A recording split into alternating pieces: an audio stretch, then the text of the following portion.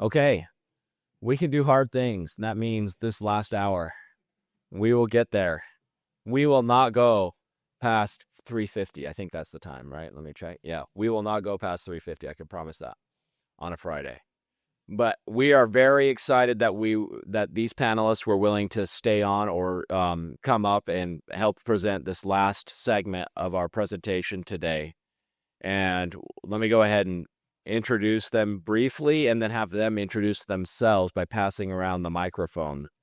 Our topic's going to remain the same, meaning how can we work together to make it so that we're able to bring forward product more quickly and in a way that ends up being, by result, less expensive. And we have here with us Representative Ward. Before Representative Ward introduces himself, I'll just say this. We've been very impressed by Representative Ward's attention to this matter. I think by profession, you're in medicine, you're a doctor, so we can call him Dr. Ward as well. But for him to take and spend as much time as he does on an issue that's so important to all of us, we really appreciate that. And he is one who has advocated from the beginning, looking at ways to cut through things that cost more or that mean that you have less product. And I'll let him introduce himself. Then we have Jim Kaiserman. Many of you may know Jim. Jim has been a surveyor and involved in other roles in government over his career, and we thought it'd be good to get a perspective of someone who's now retired, but who has been in communities that are both growth communities like Wasatch and then not growth communities, but they are very much now becoming growth communities. Rich County, if you can believe it, is now a growth community. And then, of course, Francis has agreed to stay over because we weren't able to get all of the points that he had offered into our last segment. So we wanted him to be able to share just a few more perspectives. But then I also know there are some questions that I've already received from a few of you in the audience, so I'll make sure to go to you here in short order. So first of all, Representative Ward, if you'd like to introduce yourself. Yeah, I'm Ray Ward. Thank you for that nice introduction. I'm a primary care physician there in Bountiful.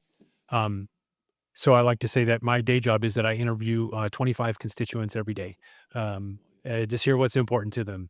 And it kind of works out that way. When you hear people's story, you hear things that cross over many of the different state programs, and you certainly hear about housing. I want to tell one little story that a guy told me a little bit ago, which I think illustrates where we used to be, and then it's worth thinking about where we were then versus where we are now. And so this was a patient that I've known for quite some long time. He's in his mid-80s. He's a widower now. And at one of our visits, he just started telling me about his history and the home that he lives. And he said, yeah, back when I was just young, we just got married, and I'd been, I'd had a couple of years of college, but I worked on a carpentry crew for a couple of summers. And so, yeah, we went and bought that little lot down there in South Bountiful. And so that I just built the house there. And then that's where he's lived for the last 60 years. So just even think of if that could even happen, that a guy who, just because he'd been on a carpentry crew for a couple of years, built his own house. And I'm sure it did not have many of the things that now we might want, but it served his need for the whole rest of his life. His family lived there their whole married life. Their kids grew up there, and he was still there. And so there's some way we got to get back to at least making some things a little bit simpler. I think we'd be better off for that. I'm Jim Kaiserman. I'm the elected county surveyor for Wasatch County. Every plat and every project in Wasatch County, be it the county, Heber City, Midway, Hideout, Charleston, whatever, all those plats go across my desk, and I get to review or set in review of every project that is going on in the county. And so I see the development from A to Z. And I'll speak to some of that in a minute. I'm Francis Lilly, the Assistant City Manager and Planning Director for Mill Creek. You're not done with me yet, so. Okay, perfect. And thanks to each of you for agreeing to stay on. We want to start first with Jim. He mentioned just a moment ago that he had some points he wanted to share. And he provided us these points that talk about maybe some of the developments that you've been seeing and some of the best practices that you've seen. Jim, is that right? When I saw the introduction here, the need for speed, I thought that is really good from both standpoints. both from the developer standpoint and from the city or county. And my comments are from a county, but they are very, very applicable to the city. But I wrote down 12. I don't know if they're showing up there yet. I think so. Yeah, I think we have them. So anyway, I wrote down these items that a project goes through. None of them are any more important to the other. And then I asked myself, where is the need for speed to come from? What are you going to speed up, if you will, to gain more time, to compress the time from the time you start the project till, you're locking the front door for some couple or some party anyway. And as I looked at this, I'm obviously involved more in number 8 down, but I see and hear the other people in the county that are from the engineering, the planning, and sewage people, the water boards and whatnot.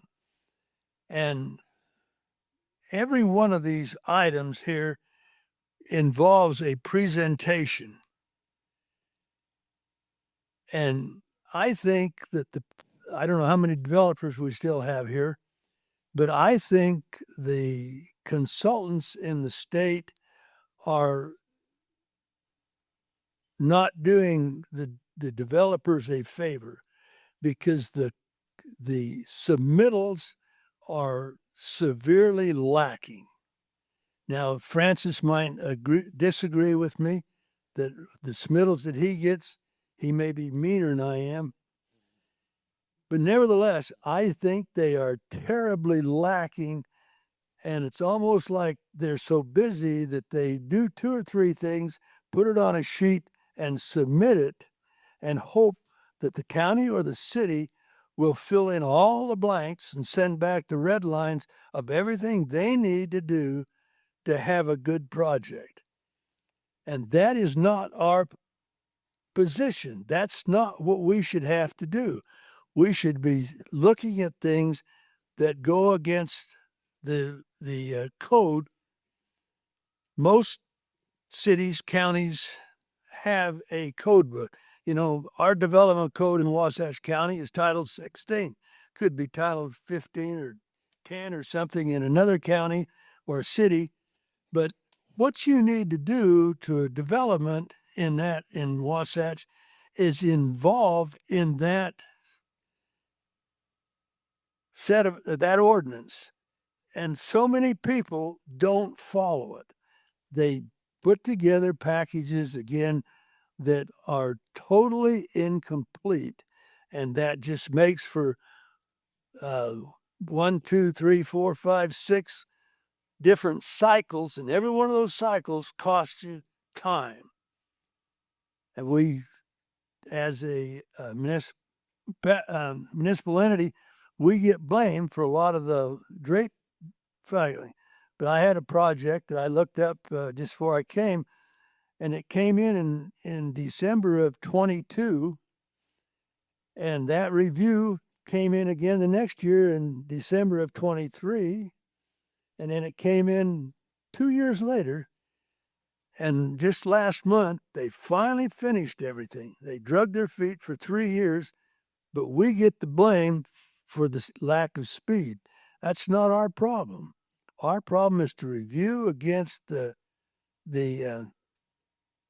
codes.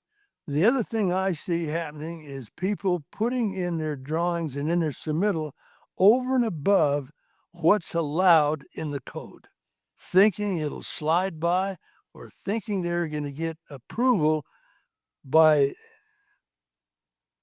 just submitting it. And it typically does not work. So I'll stop.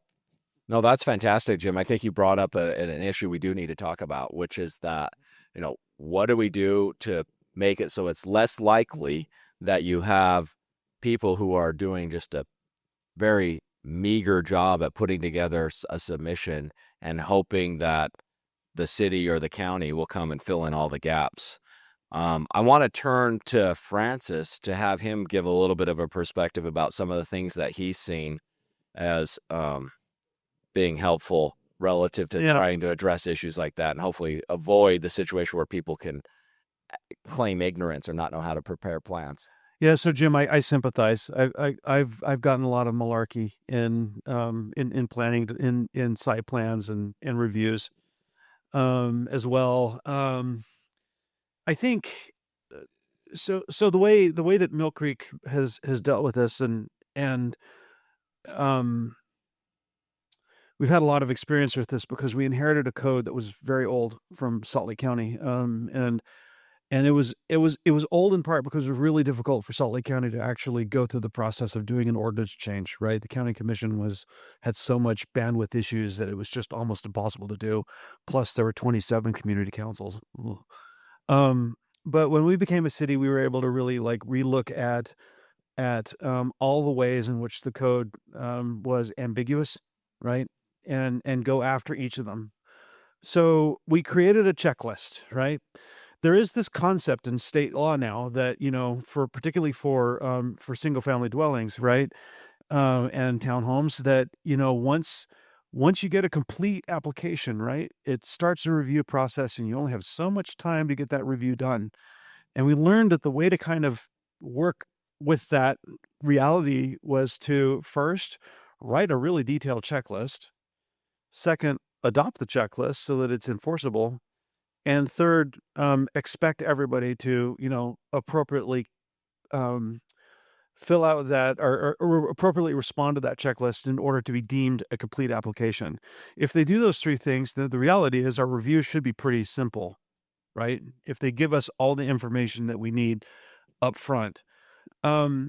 We also worked to create on some of the single family stuff, particularly like additions and decks and the like.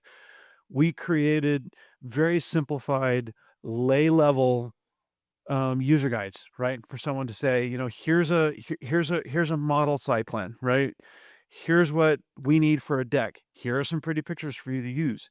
Some cities, I'm not seeing this much in Utah, but some cities across the country are actually buying and adopting pre-approved plans, right? Where they're pre-stamped, they're ready to go. We can give them to you and you can go build a house, right? That sounds like that addresses the issue that, in part, what Representative Ward mentioned about, how do you make it easier to develop? Go ahead, though. I didn't want to cut you off. So, there is a role there is a role here in clarifying ordinances and my staff and I are trained that whenever we encounter an ambiguity or a problem or a controversy of some sort, maybe it's an appeal, right? We'll always go back and say, okay, this is probably somehow a misfire of the ordinance at some level, right? Let's go in and fix that.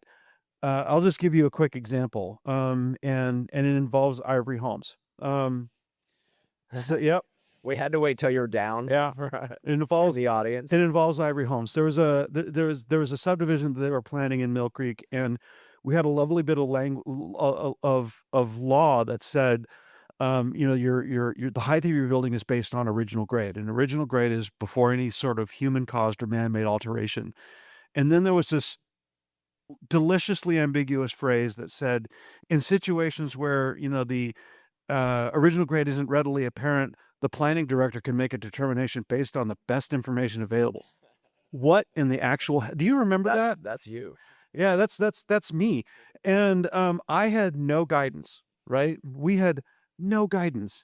Now, in a situation like that, as you know, ambiguity in our ordinance usually inures to the benefit of the property owner, right, or the applicant in this case, and fair played.